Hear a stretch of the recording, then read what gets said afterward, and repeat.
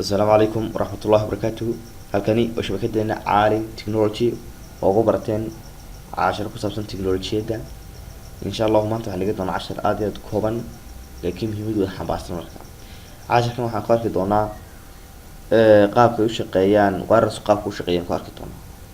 wireless marka lagu geliyo ee qofku ku geliyo passwordkiisa wadwaayay dumar dambe ka baxo passwordkii ma heli kartid. marka casharkan waxaan laga doonaa qaabka loo muujiyo passwordka routerka markaad isticmaalayso, qaabka loo muujiyo marka in arki doonaa. marka routerka markaad isticmaalayso current-ga kuwa loo muujiyo arki doonaa. marka waxaan doonayaa habka inaynu ku muujino waxa la yaqaan daaqada loo yaqaan CMD baan isticmaalnaa ama command promote.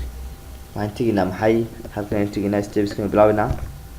halkan teginaa waxaan ku qoranaa run bin ku qoranaa run. markaan saa ugu qorno waxaan ku qoranaa halkan CMD dibna halkan code bin ku qoranaa. code-kaas wuxuu noo saamaxayaa inaynu helo wireless marka aynu isticmaalnaa router marka aynu isticmaalno passwordkiisa inuu helo. marka code-kan sidaan u dhacaya qornaa nash walan show profiles nash walan show profiles enter bay leedahay.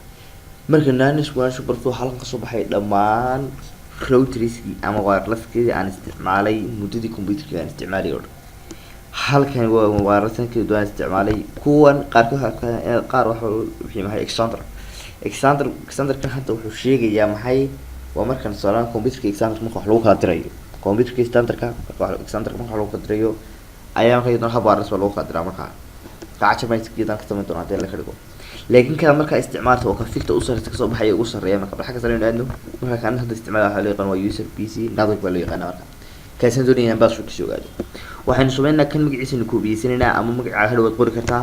aan ku baan qaadanay control baa si baan leeyahay halkii baan leeyanayaa deedna code-kan dib u qoray waxaan qoray nash walan show profiles estaasan ka baabiinay deedna magaciisa baan dhigay control baa si ama magaca qoraysa deedna waxaan ku sii raacina key equal clear baan leeyahay key equal clear baan raacnay. marka code-kii dib baynu qornay laakiin xarafkii loo yaqaanay ama letterka s baan ka saarnay passwordkii baan dib u gelinay deedna waxaan qornay key equal to clear baan hit enter. marka enter baan ku qornaa inta marka ku dhufno waxa dhacay halkan waxa ku soo baxay dhammaan macluumaad ku saabsan waxaad isticmaalayso.